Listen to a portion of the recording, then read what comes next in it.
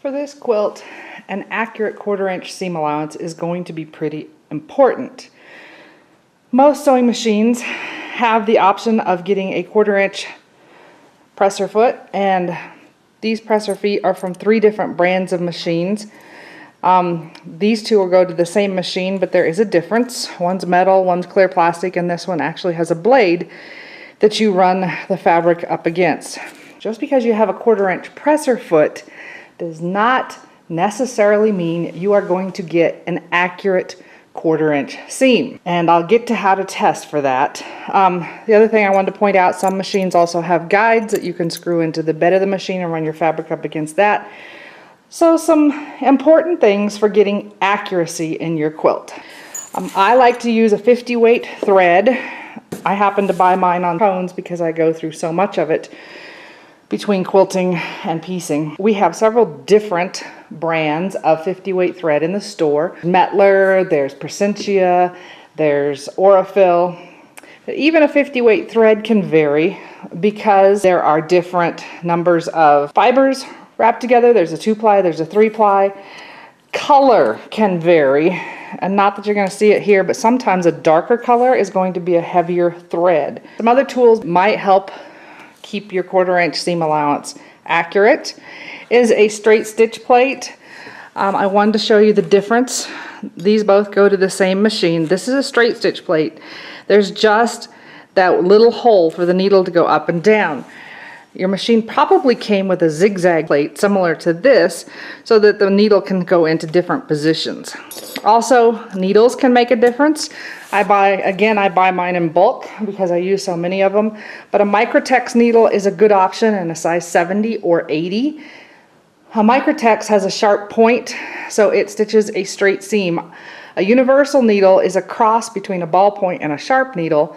So it has some of the tendencies of a ballpoint needle where it is kind of sliding over your fibers in your fabric to find an opening to go into. So you may not get quite as straight as seams with a universal needle as you do with a Microtex. If you are a pinner, and I admit I do not pin a lot, I avoid it whenever I possibly can, but there are times that you're going to need a pin. You do not want one of these that are labeled as quilting pins. They are big and fat, so when you pin, it distorts the fabric. This one's pretty good, it's thinner. This is a flower head pin, and this one is a really fine pin. So when you're pinning pieces together, you don't want to take as big a bite as possible. You just want to go in and take a nice small bite. As small as you can will distort the fabric less. There are also pins like these that are the fork pins. So if you're matching up an intersection, and in that case I don't have one handy right here, but I usually put the pin straight through the intersection. And then you can come back with the fork pin and pin on both sides of that so that you're keeping your seam allowance where it's supposed to be, then pull out that pin. So pins are important. Every little bit plays into how accurate your seam allowances are.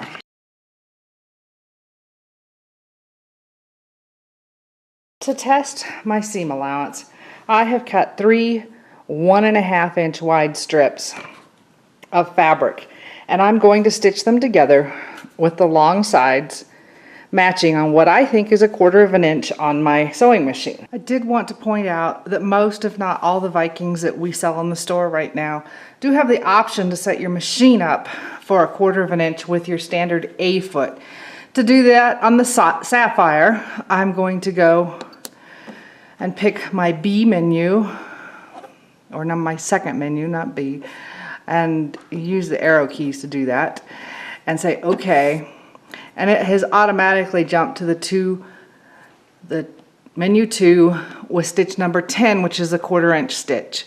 So what that does is move the needle to the right so that it's going along the A foot. So you can do that if you want rather than buying a 1/4 inch foot. As you can see, I have a piece of fabric that I already have the needle stitched into. That is a good idea to have at the beginning and the end of your piecing. If you're chain piecing, it wouldn't be till the very last piece when you're going to cut it off. What that does is it keeps the thread from bunching at the beginning, so you won't get little knots at the beginning. It also means that you probably won't be as likely to swerve when you get to the beginning or the end. So I have my machine set for what I think is going to be 1/4 of an inch.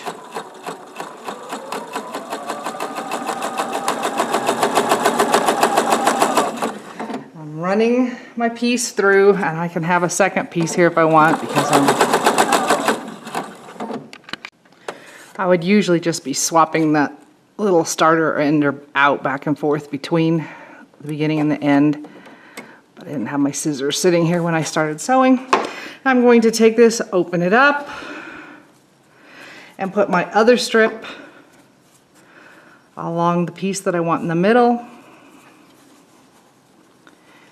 and then sew that seam.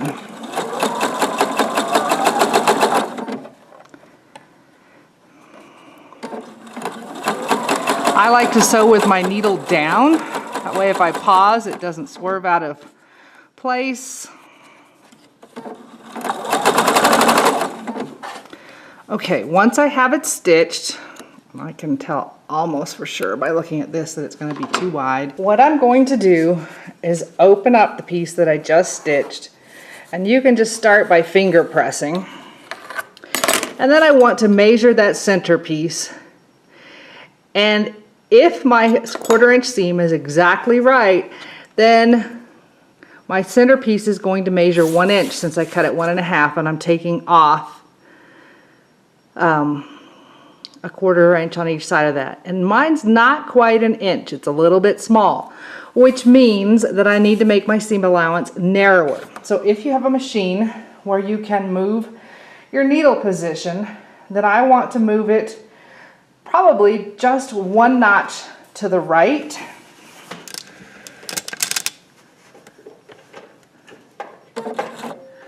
So to do that, I just come over here on the machine,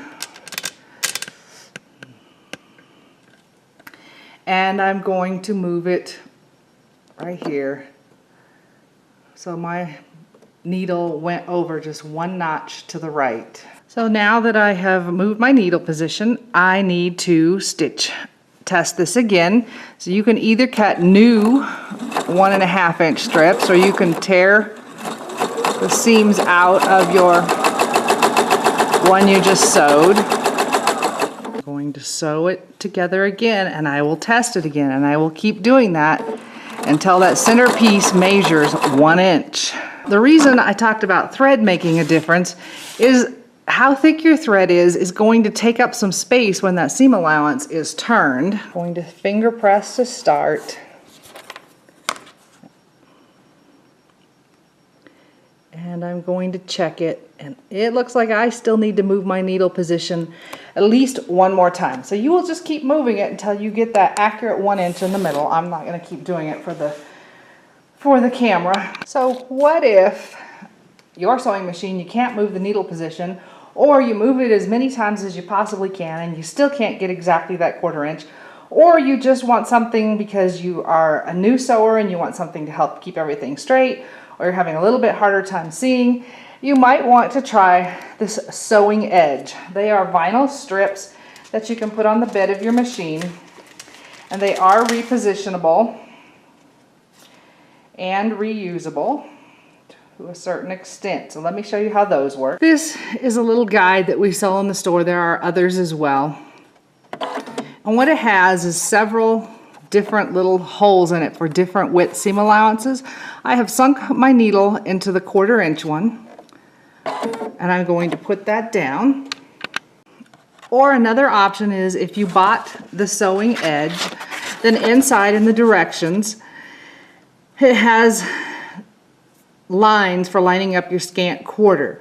So they have you trim off this edge, and then you would line up this line under your needle, and you would actually want to put your tip of your needle down on this line. Right now I'm going to use this because it's easier to see. And then I'm going to take a strip of my sewing edge, and I don't want it to cover the feed dogs.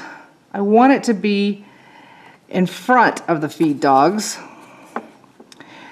So this machine is a top loading bobbin, so I need to be able to get in and out of my bobbin case. So I would position this right along the guide and press it down, and I would trim it off here as well.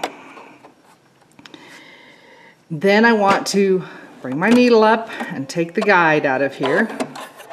And I'm not trimming this off because it's just for the camera today. And then I'm ready to sew again. Now, if you have moved your needle around, you're going to have to remember what your needle position was when you set this up.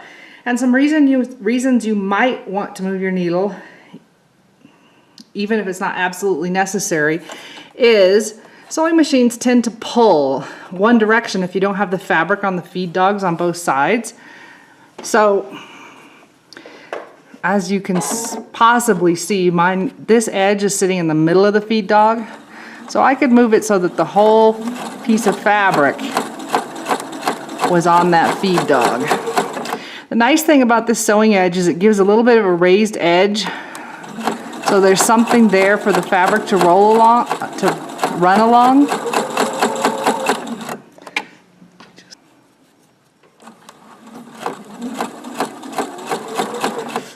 You really don't need your guide behind your presser foot because you've already sewn by the time the fabric gets there.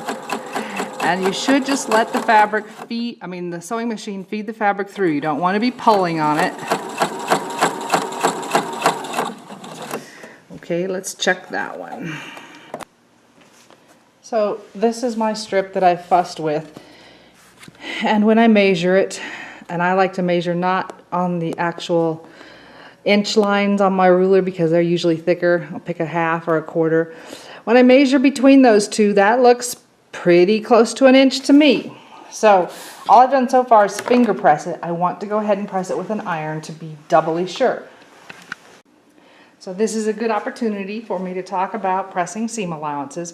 The first thing I do when I'm pressing is I press the seams the way they were sewn to set the seams. That helps the thread to interlock in there with the fabric, and it also flattens it out. So I'm going to do that to all the seams. And again, we're pressing, not ironing, so it's an up and down motion. And now, depending if I want to press toward this outside strip, I put it on top and flip the fabric up this way.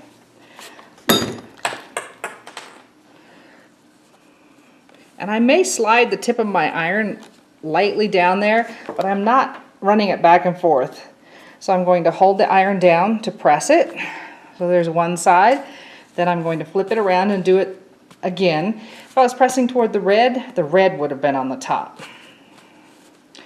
So press it the way it was stitched. I'm going to flip it over, and I'm going to use the edge of the tip just to push it into place lightly. And then it's just an up and down motion if I'm moving down the length. Press it. I don't want to stretch it out of shape. It's especially true if you have any bias edges. So now I'm going to measure again, and that looks pretty good. It's an inch. So that's what you're going to do to get your accurate quarter of an inch. Some people say they do it every time they sit down to sew because you may be positioned in front of the sewing machine differently. Something may have changed. When you find your accurate quarter inch, though, I would make a note of it. And I'm going to tell you, I'm not so disciplined that I do it every time I sit down to sew. It's up to you. If you're not getting accurate results, though, you may want to go back and check your quarter inch seam allowance again.